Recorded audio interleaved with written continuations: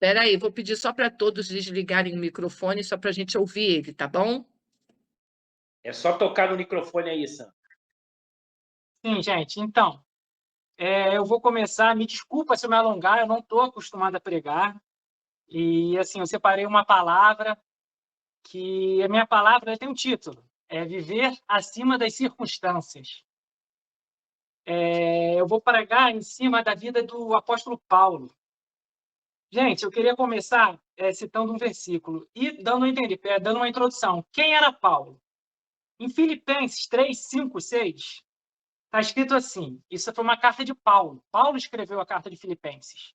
Fui circuncidado quando tinha 8 anos de vida. Sou israelita de nascimento, da tribo de Benjamim, de sangue hebreu. Quanto à prática da lei, eu era fariseu. Versículo 6. E era tão fanático que perseguia a igreja. Quanto ao cumprimento da vontade de Deus por meio da obediência da lei, ninguém podia me acusar de nada. Em Atos 22, 3, Paulo diz: sou judeu, nascido de Tarso, cidade da Cilícia. Fui criado aqui em Jerusalém e educado por Gamaliel. Como aluno dele, fui instruído rigorosamente nessas leis e nos costumes judaicos. Tornei-me muito zeloso em honrar a Deus e em tudo que fazia, como vocês são hoje. Gente, a minha introdução é preciso eu explicar quem foi Paulo. Porque essa introdução vocês vão saber no meio do caminho. Gente, Paulo, ele era fariseu. O fariseu, a gente usa esse termo pejorativo para as pessoas, né? Ah, fariseu. Mas o fariseu, ele era um membro, o conceito de fariseu é membro de grupo religioso judaico que vivia em estrita observância da lei. Gente, o quão zeloso Paulo era. Queria chamar a atenção para vocês, porque ele foi, se está na Bíblia, porque é. Ele falava assim: ninguém pode me acusar de nada. Imagina uma pessoa estritamente zelosa pela lei, a ponto de falar assim: ninguém pode me acusar de nada. Também é como se, na questão do ensino religioso de Paulo, ele foi ensinado por Gamaliel. Eu procurei, joguei assim: quem foi Gamaliel? Joguei no Google. Está escrito lá: rabino, grande mestre e doutor da lei. Gente, é como se Paulo fosse instruído em Harvard, numa das melhores escolas. Esse era a vida de Paulo, perseguido. E ele gozava, como é que ele poderia fazer? Ele está escrito aqui, ó. Ele, na prática da lei, fariseu judaico, ele tinha do cumprimento da lei, desculpa, gente. Desculpa que eu estou nervoso. Tá aqui. Ele era zeloso. Zeloso em honrar a Deus. Esse é o principal. Então, essa era a vida de Paulo antes de conhecer a Cristo. E eu quero falar da conversão dele. Paulo é uma pessoa totalmente zelosa pela lei. A gente sabe que a lei não são aqueles 10 mandamentos, eram 600 e muitos. A gente tinha que guardar aquilo tudo. Eles tinham, né, que guardar tudo aquilo. E Paulo guardava esses mandamentos a ponto de ele falar. Porque se está na Bíblia, é porque ninguém podia acusar Paulo de nada. Aí eu queria falar da conversão de Paulo. Todo mundo sabe aqui que Paulo perseguiu os cristãos, a ponto de, eu não vou ler aqui também, mas eu acho que um exemplo que virou Marte para a gente foi Estevão, não é? Que foi crucificado, que pegaram as vestes de Estevão, jogaram aos pés de Paulo sangrando, as vestes sujas de sangue na frente dele, a ponto de ele ficar satisfeito. Eu estou honrando a Deus. E Paulo, Deus olhou para aquilo e falou: pô, isso não está certo, eu vou ter que mudar essa história. E Deus falou: eu vou usar Paulo. E como é que Paulo foi convertido? Eu vou citar aqui Atos 9, de 1 a 5. Enquanto isso, Saulo, motivado pela ânsia de matar os discípulos do Senhor, procurou o sumo sacerdote. Pediu cartas para as sinagogas em Damasco, solicitando que cooperassem com a prisão de todos os seguidores do caminho, homens e mulheres que ali encontrassem, para levá-los como prisioneiros a Jerusalém. Quando se aproximava de Damasco, de repente, uma luz do céu brilhou ao seu redor. Ele caiu no chão e ouviu uma voz lhe dizer: Saulo, Saulo, por que você me persegue? Aí Saulo respondeu: quem és tu, Senhor? E a voz respondeu: sou Jesus, a quem você persegue. Gente, essa história que todo mundo aqui deve saber, né? Que ele estava no caminho, é uma história muito marcante para a gente. Jesus falou diretamente com ele. E nesse meio, o Saulo, acho que já ali, ele já devia estar no coração. Jesus existe, porque nessa situação, nessa circunstância de Paulo, ele ficou cego. Ele ficou cego, ele perdeu a visão. E ele já, para mim, Daniel, ele já sabia, ó, Jesus existe, fácil, uma pessoa falar com você, uma voz falar com você, falando que é Jesus, e você perder a visão, dali eu acho que ele já falou assim, Jesus existe. Eu estava no caminho errado. Em Atos 9, 10, 15, Deus manda um discípulo, chamado Ananias, que eu vou ler para vocês. Havia em Damasco um discípulo chamado Ananias. O Senhor chamou numa visão, Ananias. Ananias respondeu, sim, Senhor. O que o Senhor disse? Vá à rua direita, à casa de Judas. Ao chegar lá, pergunte por um homem chamado Tarso, chamado Saulo. Ele está orando neste momento. Mostrei-lhe numa visão um homem chamado Ananias, chegando e impondo as mãos sobre ele para que ele voltasse a enxergar. Ananias respondeu Senhor, ouvi muita gente falar das coisas horríveis que esse homem vem fazendo ao teu povo, santo em Jerusalém. Ele tem autorização dos principais sacerdotes para prender todos que invocam o teu nome. O Senhor, no entanto, disse, vá, pois Saulo é o instrumento que eu escolhi para levar a minha mensagem aos gentios e aos reis, bem como ao povo de Israel. Gente, isso está em Atos 9, 10, 15. Todo mundo sabe que Ananias foi, orou por Paulo, teve as escamas dos seus olhos caíram. Deve ter ocorrido numa ordem cronológica muito, muito curta, porque esse versículo que eu acabei de ler está em Atos 9, 10 a 15. Em Atos 9 a 20, a gente já tem o seguinte versículo. Logo começou a falar de Jesus nas sinagogas, dizendo, ele é o Filho de Deus. Então, Paulo, em Atos 9, 20, Paulo já estava nas sinagogas pregando, dizendo, ele é o Filho de Deus. Gente, eu só queria chamar a atenção para vocês. Eu acho que foi um curto espaço de tempo. E do tempo que Jesus falou com Paulo e ele se converteu, eu queria mostrar as aflições, as circunstâncias que o inferno impôs na vida dele. Gente, e não foram poucas. Não foram poucas essas circunstâncias. Por isso o título da minha mensagem é Viver acima das circunstâncias. Eu vou ler aqui algumas provações de Paulo que ele passou. Filipenses 1,7. Isso é a carta de Filipos, que Paulo escreveu. Está escrito assim em Filipenses 1,7. Vocês estão sempre no meu coração. É justo que eu me sinta assim a respeito de vocês, pois vocês têm participado comigo desse privilégio que Deus me deu.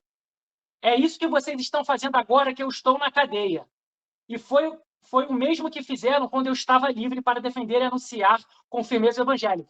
Gente, Paulo mal se converteu e ele estava preso. E eu queria chamar a atenção para vocês desse versículo, que ele fala que ele está na cadeia, mas antes ele diz, Paulo diz, pois vocês têm participado disso como privilégio que Deus me deu. Paulo estava preso e ele entendia como um privilégio. Preso em razão da palavra. 2 Coríntios 11, 32, 33. Paulo, mais uma vez, é uma carta de Paulo. Quando estive na cidade de Damasco, o governador nomeado pelo rei Aretas pôs guardas nos portões da cidade para me prenderem. Pois os meus amigos... Aí, 33. Porém, os meus amigos fizeram com que eu descesse num grande cesto por uma abertura da muralha. E assim escapei do governador. Gente, tem mais versículo, mas eu queria abrir um parênteses aqui. Eu acho que a Bíblia, ela não foi feita só para a gente ler. A gente tem que ler a Bíblia, só que a gente tem que se colocar, a gente tem que se transportar mais para aquele momento. É o que eu sinto nesse meu coração. Muita gente fala que a gente romantiza. É que a gente lê a Bíblia, às vezes, a gente lê e a gente não se transporta. Quando a gente lê um livro, a gente consegue se transportar para aquela situação. O livro vai descrevendo a situação e a gente se coloca ali. Eu amo ler livro, mas eu acho também importante ler a Bíblia. Mas quando a gente lê a Bíblia, a gente tem que se colocar naquela situação. Não é ali, Paulo estava preso. Gente, Paulo estava preso. Imagine você hoje numa cadeia. Imagine você hoje preso, o sofrimento que deve ser. E naquele tempo a condição era muito pior. Muito pior. E nesse livro aqui, quando eu li de Coríntios, onde o governador mandou Paulo ser preso, O governador, prende Paulo lá. Aí está escrito assim, desceram Paulo por uma muralha. E algumas Bíblias têm falam que ele desceu por uma janela, num cesto. Eu queria chamar a atenção para vocês, porque essa pessoa vocês conhecem. Vamos supor, quero trazer um exemplo para vocês, o Bolsonaro. Quanto orgulho de Paulo, o Bolsonaro. Vocês imaginam o Bolsonaro hoje se convertendo para a esquerda. Imagina o Bolsonaro, porque ele é uma pessoa que ele ficou no maior cargo do Brasil. No maior cargo. O cara tem um orgulho. Quem não tem orgulho? A gente tem orgulho da nossa profissão. Imagina o cargo mais importante do nosso país. Imagina o Bolsonaro se convertendo para a esquerda e as pessoas perseguindo ele. E Bolsonaro tendo que descer Bolsonaro por uma janela. não. Oi? Bolsonaro não. Pessoal, vamos pro O importante. Bolsonaro convertesse para a esquerda. É para a esquerda. Se ele convertesse, as pessoas perseguissem ele e ele tinha que descer.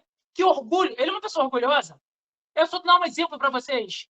Gente, o quão Paulo se sentia um perseguidor, porque ele deveria ser acostumado a ser servido. Uma pessoa no patamar dele, na melhor escola, melhor faculdade, fugir por uma janela é humilhante. É humilhante. Em Atos capítulo 13, versículo 50, Paulo e Barnabé diz Antioquia.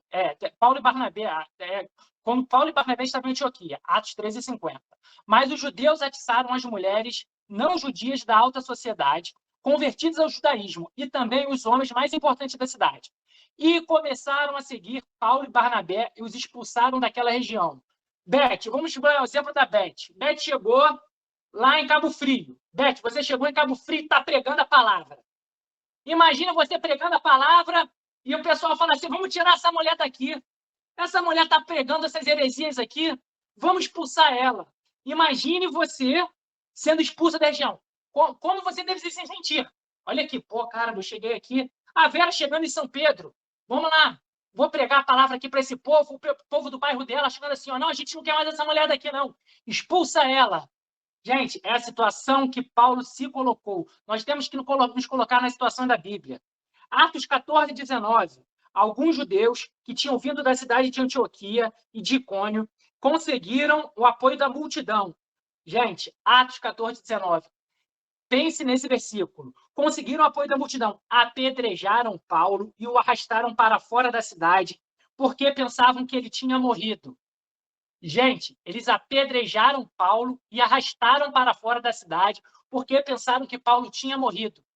Gente, eu particularmente, nunca sofri tal perseguição a desse ponto. As pessoas, às vezes, falam alguma coisa para mim que eu me sinto com direito de ficar chateado.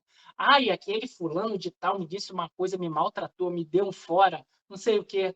Gente, Paulo foi apedrejado a ponto de considerarem ele morto. Morto. Vamos lá. Atos 16, 22. Aí uma multidão se ajuntou para atacar Paulo e Silas. As autoridades mandaram que tirassem as roupas dele e o surrassem com varas. Gente, olha aqui, pessoal. A gente não pode, a gente tem que olhar para a vida e tomar a palavra com mais seriedade. O homem estava com mandado de prisão numa cidade, foi expulso em outra, ele foi apedrejado, Paulo foi apedrejado a ponto de darem com ele como morto. E depois disso tudo, ele deve ter se recuperado, e ele escreve, ó, surraram ele com vara. Surraram ele com vara.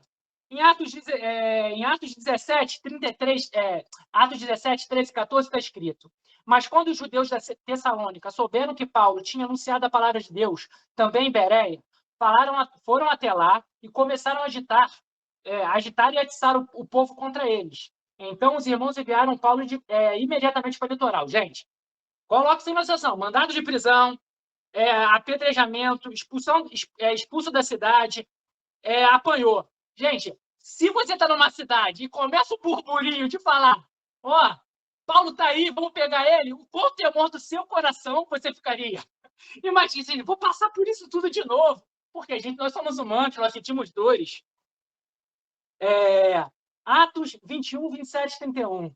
Quando os 7 dias da purificação estavam para acabar, alguns judeus da província da Ásia viram Paulo na área do templo.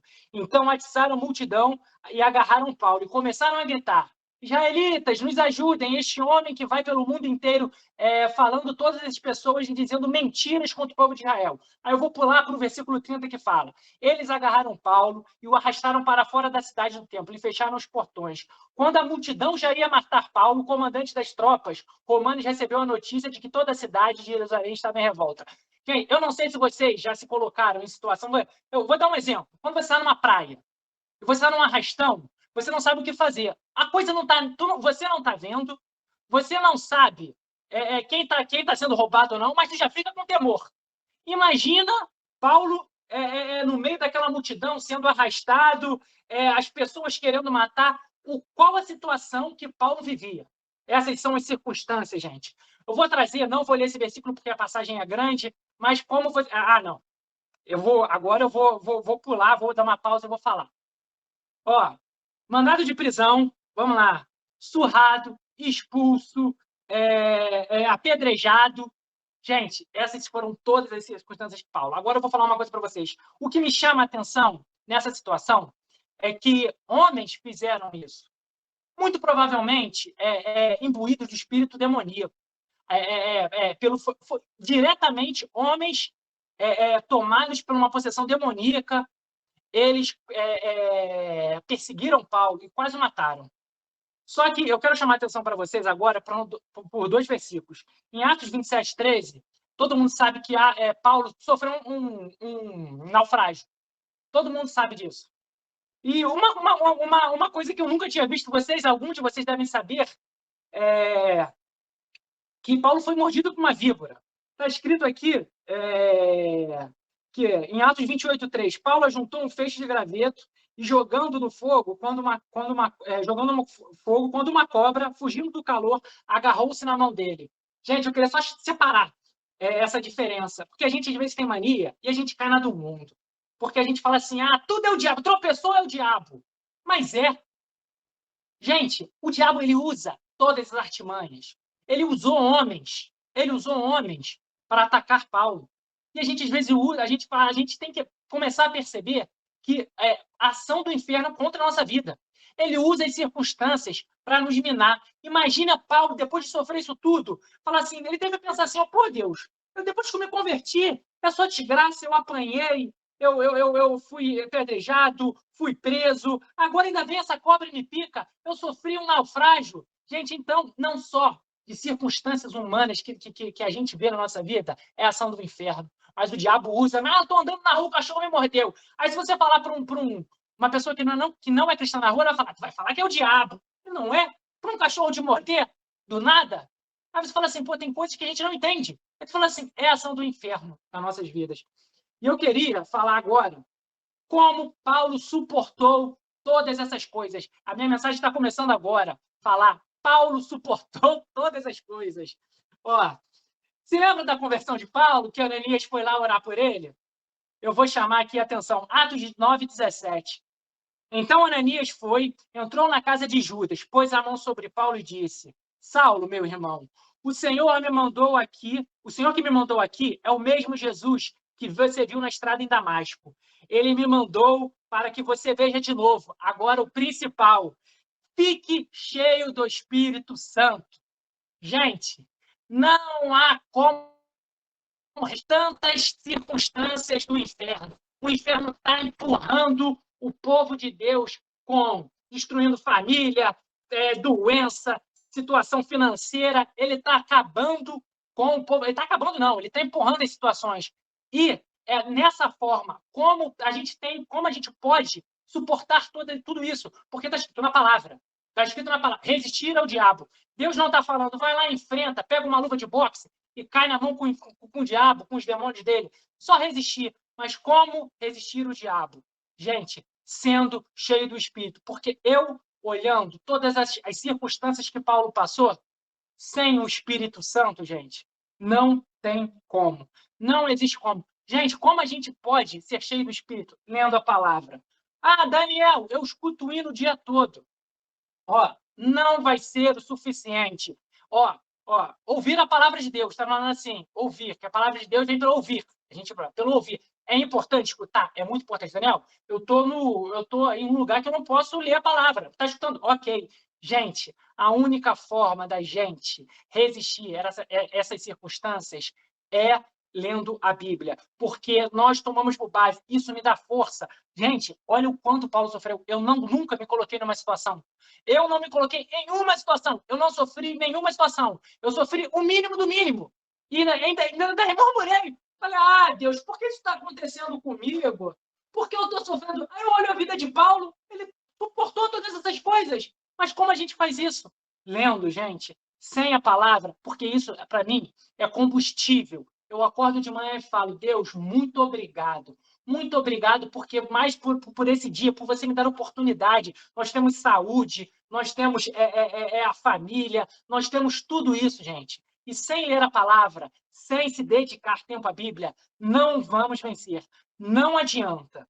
Outra, o primeiro é ser cheio do Espírito. A segunda, Paulo confiava em Deus e guardava os planos de Deus. Gente, Paulo confiava em Deus. Deus tem um plano na vida de cada um. Não venha me falar assim, ele resistiu por quê? Em Atos 27 e 24. Digo isso porque na noite passada, um anjo de Deus, a quem pertenço e sirvo, apareceu a mim e disse, Paulo, não tenha medo, você precisa ir até a presença do imperador. Gente, toda vez que eu ando de avião, eu fico assim, cara, na moral, tá chovendo, tá ventando, tem não sei o quê. Mas eu sempre coloco no meu coração uma coisa. Deus tem um plano na minha vida e esse plano vai se cumprir. Um plano de Deus na minha vida vai se cumprir. Eu saio de moto, já andei 15 mil quilômetros de moto. Foram 15 mil. Eu não sofri nenhum acidente e não vou sofrer. Por quê? Porque Deus tem um plano na minha vida, assim como tem na vida de vocês. Gente, a gente não pode temer. A gente vai... Pô, mas está dando errado. Eu estou sem dinheiro. Eu não tenho dinheiro mais para amanhã. O meu chefe me mandou embora. Como é que vai ser? Eu estou velho. Não vai ter. Deus tem um plano na sua vida, gente. Que é essa história de que, olha a vida de Paulo. O cara sofreu o que sofreu. E essa situação que Paulo, o anjo apareceu para ele, ele estava no barco. E Deus falou para ele assim, você vai para Roma, você vai ser julgado lá. E ele ficou tranquilo. Todo mundo, 200 pessoas dentro do barco. Ele falou, ninguém vai se perder. Nós vamos para Roma. Porque ele confiou na palavra, ele confiou na promessa. Nós precisamos confiar na promessa de Deus, porque Deus tem um plano. Não adianta, não sei o quê, a gente fez uma curva, mas o plano vai se cumprir. Se lermos a palavra, se a gente orar, se dedicar, seremos cheios do Espírito e nós temos o plano. Essa promessa tem que estar dentro do nosso coração. A gente tem que confiar, porque senão não pode ser meia boca, gente. Tem que ser do Espírito pegando fogo. Tem que ser assim. Outra forma que Paulo aprendeu a viver. Filipenses 4, 11, 12 diz, não estou dizendo isso por me sentir abandonado, pois aprendi a estar satisfeito com o que tenho. Aprendi. Versículo 12. Sei o que é estar necessitado e sei também o que ter mais do que é preciso. Aprendi o segredo de me sentir contente em todo lugar e em qualquer situação. Quer seja alimentado ou com fome. Quer tenha muito ou tenha pouco.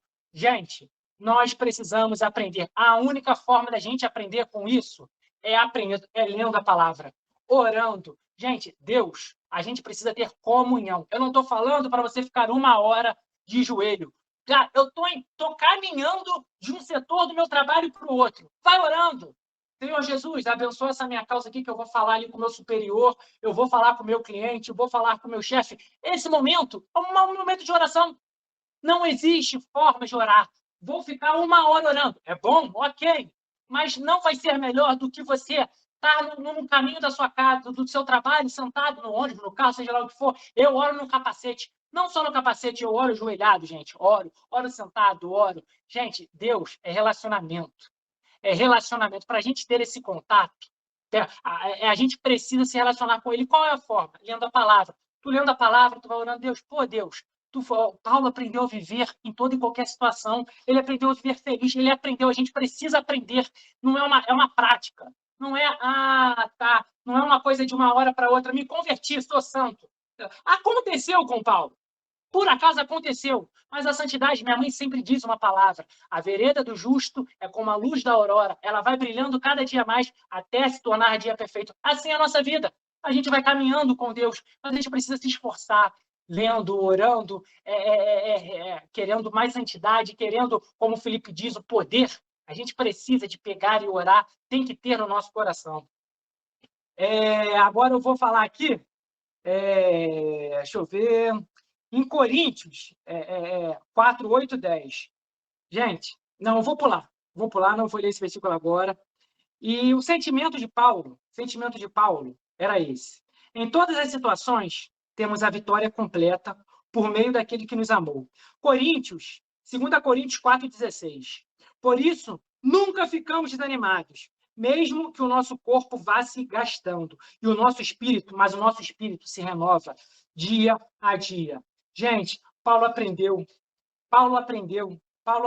a viver as situações feliz, contente, com pouco, com muito. Às vezes, a gente pode até achar, mas se perder com pouco, é difícil. Mas quando a gente está com muito, quando a gente está com abastança, é mais fácil. Porque a gente começa a falar, tá tudo bem. Minha mãe também sempre diz esse versículo para mim, quem está de pé, cuide para que não caia. Porque a gente tem essa mania, pô, aquele fulano tá... Quando a gente costuma, pô, aquele cara ali tá pecando, mané. Pô, que droga, que chata, é uma pessoa boa. Mas a gente tem que olhar para a gente nesse momento. Quem está de pé, cuide para quem não caia. É importante estar isso. Agora, eu vou, já chegando ao final, né, do meu sermão, está escrito, a nossa caminhada, os nossos sacrifícios não serão em vão, gente. A nossa caminhada com Cristo não será em vão. Porque está escrito em 1 Coríntios 9:25, todo atleta que está treinando aguenta exercícios duros, porque quer receber uma coroa de folhas de louro. Uma coroa que, aliás, não dura muito, mas nós queremos receber uma coroa que dura para sempre. Gente, toda aprovação que nós vamos vencer, e é teste. Eu não estou falando que ninguém vai ficar doente, vai morrer, vai acabar perdedor. Não, somos mais que vencedores em todas as coisas. Nossa vida é uma vida de vitória. Deus colocou aqui para a gente ser vencedores, não ser perdedores. Não, nenhuma arma forjada contra nós prosperará. É isso que a gente tem que levantar isso todo dia no nosso coração. Nós somos mais que vencedores. E Paulo tinha isso. A gente, tudo, gente, a prova que vocês estão passando hoje, gente, tudo que eu estou falando para mim, porque Deus revelou para mim. Eu não estou falando para vocês, porque toda palavra que eu tenho que Deus me dá. Eu estou passando para vocês o que Deus me deu, que eu tenho no meu coração. Tudo que a gente passa na nossa vida, vai servir para o nosso vizinho, para o nosso coleguinha. Caraca, olha o que aquela pessoa passou. Olha como ela está hoje. Ela passou por isso tudo. Mas por que ela conseguiu? Muita gente está em depressão, está se matando, gente morrendo de maneira estúpida. Só que não, aquele cara ali, ele é cristão. Ele é cristão, ele tem um Cristo. Então, eu quero aquele Cristo que ele tem. Eu vou contar o testemunho para vocês. Assim, eu contei para minha mãe, eu fiquei muito feliz quando eu contei para meu irmão. Eu fico feliz quando as pessoas veem Deus na minha vida. Eu não estou me vangloriando. Assim, a minha sócia, são 2 testemunhos, ela não crê, ela fala que a gente romantiza a Bíblia, ela fala que não existe Deus, que tudo, ela está grávida. No domingo de manhã, eu fui sair para correr. Eu ia na igreja à noite, eu saí para correr. No meio do caminho, eu recebi uma mensagem falando assim, Dani, e ela sempre fala, vocês romantizam, a Bíblia não é assim, não se é acaso, a gente não acredita em Deus, beleza. Sabe qual foi a mensagem que ela me mandou? Dani, ela está grávida, Daniel, eu estou me sentindo muito mal. Muito mal. Pensa nas pessoas da esquerda. Tá? A esquerda vive em pessoa que a gente fica apavorada. Aquela esquerda vive em pessoa. É a minha sócia. Eu tenho um relacionamento muito bom com ela. Mas ela mandou, Daniel, eu estou me sentindo mal. Eu sei que você é muito mais chegada a Deus do que eu. Ora por mim e pelo meu filho. Ora, eu fiquei feliz. Eu falei assim, gente, vale a pena. Porque muitas vezes a gente se cala. A gente escuta a oferta e a gente fala, pô, vou ficar calado. Porque, está escrito lá na palavra que assim, a luta não é contra a carne e o sangue. Ela pediu a oração para mim. Mas eu não estou me vangloriando, estou falando que ela crê no Deus. Ela viu Deus na minha vida. Nesse mesmo domingo, eu fiquei muito feliz que um colega me ligou e falou assim, uma pessoa que eu falei que eu nunca pensei que ia se converter. Niel, estou te mandando uma mensagem porque você é um cara diferente. Olha aqui, eu vou me batizar hoje. Cara, eu falei assim, Ian, parei de correr, liguei para ele, falei, meu irmão, tô feliz, ganhei meu dia, tô feliz pra caraca, vou querer ir na tua igreja, quero marcar um almoço contigo para conversar, porque, gente, é isso que Deus, a provação que a gente passa na nossa vida, e a gente está em teste a todo momento. Todo momento a gente está em teste. Deus está ali te testando e vai falar assim: ó, vou testar você, mas a gente vai sair vencedor de todas as coisas. Nós precisamos passar do teste que Deus coloca na nossa vida. Gente, porque não é à toa. Se você está passando financeiro, doença, o que for, é um teste para a sua vida, porque as pessoas vão olhar para vocês. E eu vou terminando em 2 Timóteo, capítulo 4, do versículo 1 a 8. Esse eu vou ler tudo, vai ser um pouco longo, mas eu vou ler. É Paulo escrevendo ao final. Todo mundo sabe o que aconteceu no Paulo no final, mas eu vou ler aqui. Na presença de Deus e de Cristo Jesus, que julgará todos os seres humanos, tanto os que estiverem vivos como os que estiverem mortos. E eu ordeno a vocês, isso é uma carta escrita a Timóteo, com toda a firmeza, o seguinte: por causa da vinda de Cristo e do seu reino, pregue a mensagem e insista em anunciá-la. Seja no tempo certo ou não, gente, seja no tempo certo ou não. Tá ali do outro, preguei a mensagem no lugar errado. Dana-se. Não era para falar, o cara te xingou, todo mundo falou mal de você. Tu pregou a mensagem. Procure convencer, repreenda, anime. Gente, nós precisamos animar o nosso irmão. A gente tem que chegar com fé, com a fé que Paulo vivia, a gente tem que pregar para os outros. A gente tem que chegar, cara, não vai, isso vai dar certo. Ora a Deus, eu vou orar com você. A gente precisa disso. Anime, ensine com toda a paciência. Pois vai chegar o tempo que as pessoas não vão dar atenção ao verdadeiro ensinamento, mas seguirão os seus próprios desejos e arranjarão para si mesmos uma porção de mestres, que vão dizer a elas o que elas querem ouvir. Essas pessoas deixarão de ouvir a verdade para dar atenção às lendas. Mas você seja moderado em todas as situações. Todas as situações. Gente, nós não somos perfeitos. Quem está de pé... eu não sei o versículo aí, mas você vai saber. Se o justo cai 7 vezes, 6 vezes, na 7ª se levantará. Eu acho que o versículo é esse. A gente vai se levantar. Tu errou, pecou, levanta. Levanta porque Deus é isso. Deus é isso. Deus não vai te condenar. Pois vai chegar lá, tá? E essas pessoas deixarão de ouvir a verdade para dar atenção aos lendas. Mas você seja moderado em todas as situações. Suporte o sofrimento, faça o trabalho de um pregador do evangelho e cumpra bem o dever de servo de Deus. Agora eu vou ler esse final, que esse final eu quero para a minha vida e eu desejo ver na vida de vocês. Eu desejo ver na vida de vocês esse final. Quanto a mim, a hora já chegou. Já chegou de eu ser sacrificado e já é tempo de deixar essa vida. Fiz o melhor que pude na corrida, cheguei até o fim e conservei a fé. E agora estava esperando o melhor de tudo, o prêmio da vitória, que é dado para quem vive uma vida correta, o prêmio do Senhor Jesus. O justo juiz me dará naquele dia, e não somente a mim, mas a todos os que esperam com amor a sua vinda. Gente, Paulo, ele tinha convicção no final da vida dele. Gente, eu cumpri a carreira e conservei a fé. Gente, é isso que eu desejo para vocês. É isso que, assim, que queima no meu coração todo dia. Eu não sou perfeito. Às vezes, pô, Daniel, tu pecou, cara, pequei, fiquei com raiva daquela pessoa, falei, tomara que bata com o carro. Falei, pô, mas falei assim, pô, isso não é coisa de cristão, mano. Perdoai. Mas assim, a gente vai controlando. Até chegar o tempo que isso não vai acontecer. Tu vai falar assim, ó, vai em nome de Jesus. Vai em nome de Jesus. Eu tenho uma mania, meu pai e minha mãe ri. Porque quando eu quero amaldiçoar uma pessoa, eu falo para ela assim, ó, eu falo, meu pai e minha mãe ri muito. Eu falo assim, que Deus não perdoe seus pecados no juízo no dia final. Não perdoe. Eu tenho que parar com isso. Eu falo isso. Sim, não tem maldição pior que essa. Deus não perdoa os pecados no dia final. Mas assim, eu quero falar para vocês. Paulo, ele guardou, ele teve esse sentimento. Eu espero que esse sentimento que Paulo teve, eu quero no final da minha vida isso. Esse sentimento suficiente. Olha aqui, aconteceu muita coisa, mas eu conservei, eu estou pronto para partir.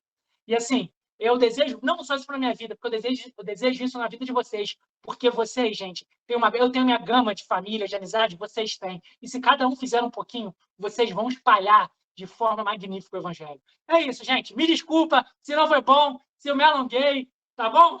Valeu! Coisa maravilhosa, glória a Deus, que palavra. Glória a Deus.